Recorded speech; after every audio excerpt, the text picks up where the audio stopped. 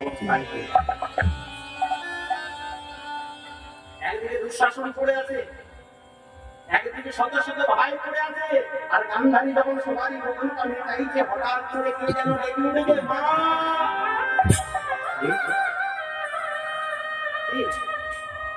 সে রাত্রির অন্ধকারে গান্ধারী জননী চারিদিকে খুঁজছে, মা ডাক শুনতে শুনতে যেই না মা ডাক্তার কাছে পৌঁছে গেল, আর যাওয়া মাত্রই দেখছে দুর্যোধনের মুখ থেকে ঝরঝর ঝরঝর করে রক্ত বার হচ্ছে।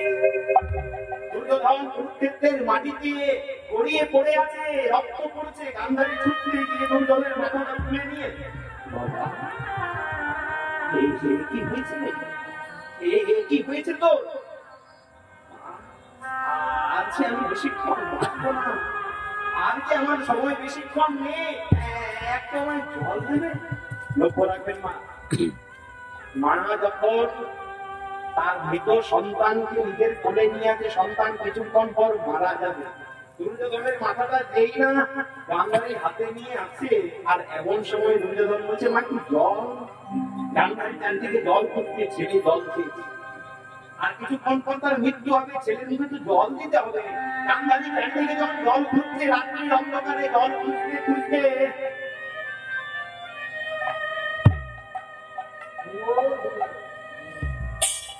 সেই রাত্রির অন্ধকারে গান্ধারী জননী জল খুঁজতে খুঁজতে যখন জল কোথাও পেল না, সেই দুর্যোধন মৃত্যু যন্ত্রণায় ছটফট করতে করতে করতে করতে জল পিপাসায় গান্ধারী জল খুঁজছে, হঠাৎ পেছন থেকে কে যেন একটা হাসিয়ে একটা জলের গ্লাস নিয়ে বলে উঠলো, এই নাও জল।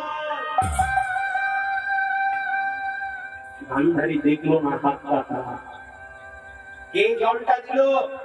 গান্ধারীর সঙ্গে সঙ্গে ছেলেটা কিছুক্ষণ পর মারা যাবে, না দেখে না শুনে হাত থেকে জলটা নিয়ে যেই না গ্লাস থেকে জলের ফোঁটাটা দুর্যোধনের মুখে দিয়েছে, সঙ্গে সঙ্গে দুর্যোধন তার মায়ের কোলে প্রাণটা ত্যাগ করলো। সেই কুরু বংশের বড় ছেলে যার নাম দুর্যোধন, সেও মারা গেল। যেই না দুর্যোধন প্রাণটা ত্যাগ করেছে, গান্ধারীর জননী সেই মৃত ছেলেটাকে তুলে নিয়ে কাঁদতে কাঁদতে যখন পেছন ফিরে দেখছে, ভগবান কৃষ্ণ দাঁড়িয়ে আছে। কৃষ্ণ, আমার এই কুরুক্ষেত্রের মাটিতে 100টা সন্তান, আমার বংশের প্রদীপ বলতে কেউ থাকলো না, আমার বড় ছেলে দুর্যোধন সেও মারা গেল, আর তুমি পেছনে দাঁড়িয়ে দাঁড়িয়ে হাসছো। কৃষ্ণ, ভগবান কৃষ্ণ কুরুক্ষেত্রের মাটিতে দাঁড়িয়ে মৃদু মৃদু হাস্য করতে করতে বলছে, গান্ধারী, তোমার ছেলে মারা গেছে, তুমি কাঁদছো ঠিক, আমি কেন হাসছি জানো? এই একই অবস্থা তুমি একদিন আগে ঘটিয়ে এসেছিলে বলে তুমি ফলটা পাচ্ছ। গান্ধারী বলছে, কি বলতে চাইছো তুমি? আমি কি এমন পাপ করেছি যার জন্য 100টা ছেলে মারা গেল? সব তোমার দোষ। কৃষ্ণ বলছে, গান্ধারী, তোমার মনে নেই, তোমার যখন প্রথম রাজা ধৃতরাষ্ট্রের সাথে বিয়ে হলো, রাজা ধৃতরাষ্ট্র তোমার প্রেমে, তোমার মায়ায়, তোমার মোহতে অন্ধ হয়ে গেছিল। তুমি যেটা বলতে সেটাই রাজা ধৃতরাষ্ট্র করত। আর এমন সময় সেই প্রেম, সেই মায়া, সেই লোককে বশীভূত করে রাজা ধৃতরাষ্ট্রকে নিজের বশীভূত করে তুমি একদিন রাজা ধৃতরাষ্ট্রের কাছে গেলে। গান্ধারী বলছে, হ্যাঁ মনে পড়েছে। মনে করো, তুমি যখন রাজা ধৃতরাষ্ট্রের কাছে গেলে আর তুমি গিয়ে বললে, রাজামশাই, এই রাজপ্রাসাদের মধ্যে আমি দেখলাম একটা মাকড়সার জাল তৈরি হয়েছে।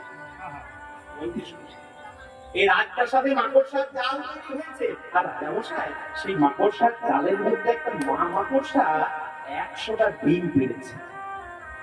ও স্বামী, তুমি তো আমার সব কথাই শোনো, চলো না ওই মাকড়সার জাল থেকে কেমন করে ডিম ফুটে মাকড়সার বাচ্চা হয় আমাকে দেখিয়ে দিন। এই যে বললাম, রাজা ধৃতরাষ্ট্র অন্ধ হয়ে গেছে তার প্রেমে।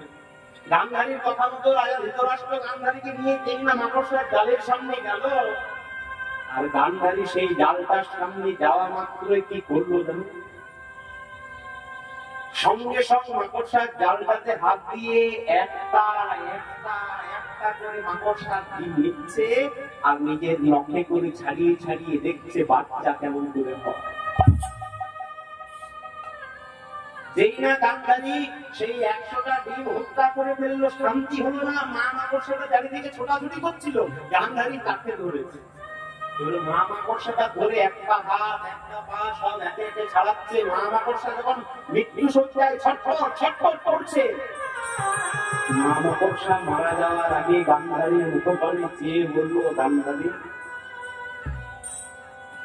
আজ তুমি রাজরানী, তোমার সব আছে, তোমার স্বামী আছে, তোমার অভিলাষ পূর্ণ করার জন্য তোমার স্বামী রয়েছে, তাই তুমি আমার চোখের সামনে আমার 100টা পুত্রকে হত্যা করে দিলে।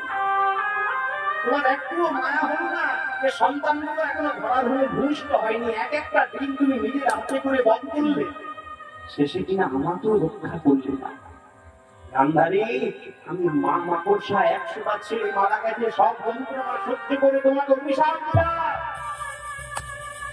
তুমি যেমন আমার চোখের সামনে নিজের হাতে করে নিজের নখের করে এক একটা ডিম ভেঙে দেখেছো বাচ্চা কেমন করে হয়, 100টা ডিমকে তুমি হত্যা করেছো, তোমার চোখের সামনেও তোমার 100টা ছেলে একটা একটা একটা করে সব মারা যাবে। যেই না কৃষ্ণ এই কথাটা গান্ধারীকে বলে দিয়েছে, গান্ধারী চুপ হয়ে গেল। কৃষ্ণ হয়ে ভগবান কৃষ্ণের কাছে দাঁড়িয়ে আছে, গান্ধারী বলছে হ্যাঁ তুমি ঠিক বলেছো, কিন্তু কৃষ্ণ আমি তোমাকে বলে রাখি আমি অপরাধ করেছি, তার আমি ফল পেয়ে গেলাম। আমার 100টা ছেলে মারা গেল, আমি ফল পেয়ে গেছি, কিন্তু কৃষ্ণ আমার যখন ছেলে মারা গেল সেই কষ্টকে বুকে ধরে আমি দু নয়ন তুলে ভেসে যাচ্ছি। এই এত এত মৃত্যু দেখে তোমার মনে একটু বেদনা জন্মালো না, সুখ জন্মালো না? শোনো কৃষ্ণ, এই যে 100টা ছেলে আমার মারা গেল, তুমি এমন আমাকে আগের কর্মফল দেখিয়ে দিলে, এই কুরুক্ষেত্রের মাটিতে দাঁড়িয়ে আমি তোমাকে অভিশাপ দিলাম। আমার কান্নাকে দেখে তুমি হাসলে, আমার ছেলেদেরকে মরে যেতে দেখে তুমি হাসলো। কৃষ্ণ তুমি যেদিন দেহত্যাগ করবে, তুমি যেদিন মারা যাবে, সেদিন তোমার বংশের তোমার মুখাগ্নি করার জন্য কেউ থাকবে না। বাবা যারা ভক্তি রাজ্যে বাস করেন, যারা ভগবত পাঠ করেন, তারা জানবেন ভগবান কৃষ্ণ যখন দেহ ত্যাগ করেছিলেন, ভগবানের বংশের কেউ ভগবানকে মুখাগ্নি করে করেছিল। ভগবান কৃষ্ণের মুখাগ্নি করেছিল তৃতীয় পাণ্ডব, যার নাম অর্জুন। সেই জন্য বলা হলো যে জগতে যেমন ভাবে কর্ম করবেন, যদি সৎ কর্ম করতে পারেন সৎসঙ্গ, যদি অসৎ কর্ম করেন অসৎ কর্ম করবেন। সেই কথাকে মাথায় রেখে, সেই কথাকে বিশ্বাস রেখে, সেই কথাকে চলার পথে বাধ্য করে আমাদের জীবনের প্রত্যেকটি জীবন দিন এগিয়ে যেতে হবে। আজ এই যে পাঁচপেটিয়া বিশ্বকর্মা পূজা কমিটি এত সুন্দর হরিনাম যজ্ঞের আয়োজন করেছে, সকলে একত্রিত হয়ে আমরা হরি গুণগান শুনতে এসেছি। সকলে মন দিয়ে আমরা ভগবান কৃষ্ণের এক নতুন লীলা আস্বাদন করবো, এক বিদ্যার লীলা আস্বাদন করবো। সবার আগে গৌরচন্দ্রিকার কথা বলি, পদকর্তা মহাজন করণ দিলে ওকে আমার আজরে রঙে মনে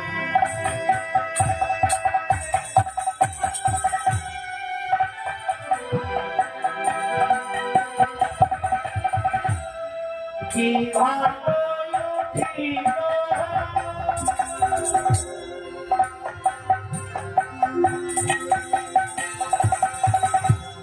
কৃষ্ণ বলি ডাকিতে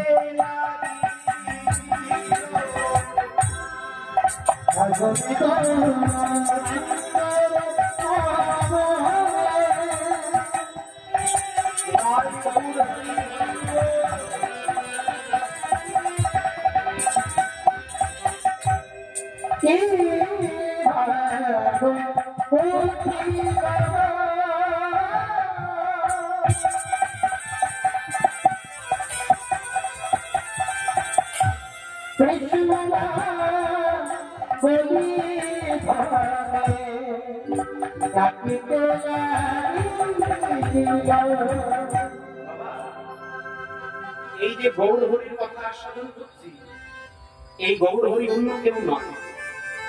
এই গৌর হরিকে না যারা যারা চৈতন্য চরিতামৃত পড়েছেন মা, তারা একটু মিলিয়ে দেখবেন চৈতন্য চরিতামৃততে